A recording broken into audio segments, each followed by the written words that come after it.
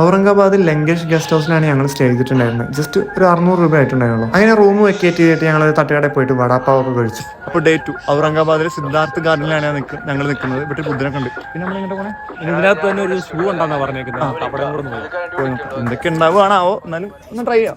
Okay, ഇവിടെ കയറാൻ entry pass ഒരാൾക്ക് 50 രൂപയാണ് ചാർജ്. അപ്പോൾ നമ്മൾ ഇവിടെ വന്നിട്ടുണ്ടെങ്കിൽ ക്യാഷ് കൊടുക്കണം. ക്യാഷ് കൊടുക്കണ്ടേ?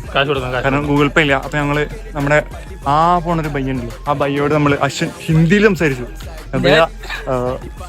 അതെന്താണ് പറഞ്ഞത്? പൈസ തന്നെ.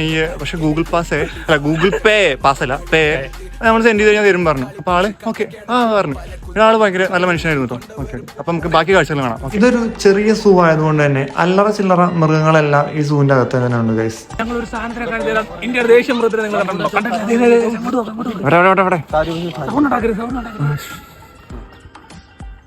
വലിയ ചീറ്റയുണ്ട്, വലിയ മുതലയുണ്ട്, കുറെ നക്ഷത്രാമയുണ്ട്, വലിയ വലിയ പാമ്പുകളുണ്ട്. സ്നേക്ക് പാർക്കിന്റെ അവിടെയുള്ള ഈ ഒരു പോർഷൻ നല്ല രസമുണ്ട്. അങ്ങനെ ഞങ്ങൾ നടന്ന് എത്തിയത് നമ്മുടെ മയിൽക്കുട്ടന്മാരുടെ അടുത്തേക്കാണ്.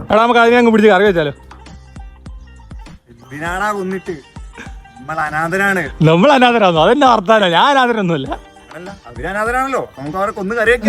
ഫൈനലി ആ കാഴ്ചകൾ കണ്ടു ഗൈസ്. ഇതാണ് ആ സൂവിലെ ഏറ്റവും വലിയ കടുവ. അങ്ങനെ ഈ ചെറിയൊരു സൂ വ്ലോഗ് ഇവിടെ വെച്ച് വൈൻഡപ്പ് ചെയ്യുന്നു. Okay, bye guys.